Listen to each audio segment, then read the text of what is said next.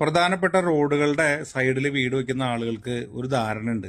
ആ വീടിന്റെ അവരുടെ ഗേറ്റ് കഴിഞ്ഞ് അതിന്റെ മുൻവശത്തുള്ള ഭാഗവും അവരുടെ സ്വന്തമാണെന്നുള്ളത്. ചില ആളുകൾ അവിടെ കൃഷി ചെയ്യാറുണ്ട്. വാഴ, ചേന, ചേമ്പൊക്കെ നടാൻ കാണാറുണ്ട്.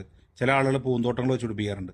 ഈ ഒരു വീഡിയോയിൽ നിങ്ങൾ ശ്രദ്ധിച്ചാൽ കാണാം, ആ വീടിന്റെ മുൻവശത്ത് ഒരു ബാനർ വെച്ചിട്ടുള്ളതിനാണ് ആ ഒരു സ്ത്രീ അവരോട് ദേഷ്യപ്പെടുന്നത്, ഒരു പയ്യനോട് ദേഷ്യപ്പെടുന്നത്. ആ പോസ്റ്ററിലുള്ളത് ആരാന്നറിയാമോ?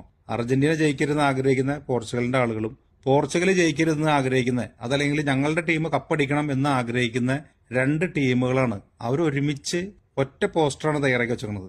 രണ്ടാഴ്ച കൂടി കഴിഞ്ഞാൽ ആ പോസ്റ്ററൊക്കെ അത് വച്ചവന്മാരെ എടുത്തു കൊണ്ടുപോകും. ഒരുപക്ഷെ ഈ രണ്ട് ടീമുകളും മത്സരത്തിൽ പരാജയപ്പെട്ടേക്കാം, ആരെങ്കിലും ജയിച്ചേക്കാം, കപ്പടിച്ചേക്കാം. ഈ ഒരു ഫുട്ബോളിന്റെ ആരവം കഴിഞ്ഞ് കഴിയുമ്പോൾ അത് വച്ചവർ തന്നെ തഴിച്ചു കൊണ്ടുപോകുള്ളൂ. പക്ഷെ അവർ വാക്കത്തെയും കൊണ്ടുവന്ന് അത് വെട്ടിപ്പൊളിച്ചു കളയാനുള്ളൊരു പരിശ്രമം നടത്തുന്നുണ്ട്.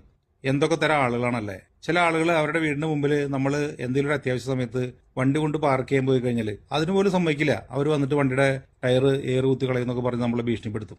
ഞാൻ കഴിഞ്ഞ അവധിക്ക് നാട്ടിൽ ചെന്ന സമയത്ത് ചായ കുടിക്കാൻ വേണ്ടി ഒരു കടയിൽ പോയി. അതിന്റെ ഓപ്പോസിറ്റ് ഭാഗത്താണ് വണ്ടി പാർക്ക് ചെയ്യാനുള്ളൊരു സ്പേസ് ഉണ്ടായിരുന്നത്. ആർക്കും ഒരു ഉപദ്രവമില്ലാതെ, മറ്റു വണ്ടികൾക്ക് പോകാനൊന്നും തടസ്സമില്ലാതെ ഒരു വീടിന്റെ ഫ്രണ്ടിൽ മതിലിന്റെ സൈഡിലായിട്ട് കൊണ്ടുപോയി വണ്ടി പാർക്ക് ചെയ്തു. നമ്മൾ വണ്ടി പാർക്ക് ചെയ്ത് ഇറങ്ങിയ സമയത്ത് ആ വീട്ടിലെ ഒരു സ്ത്രീ കടന്നു വന്നിട്ട് ചോദിച്ചു, നിങ്ങൾ എന്തിനു വന്നതെന്ന് ചോദിച്ചു.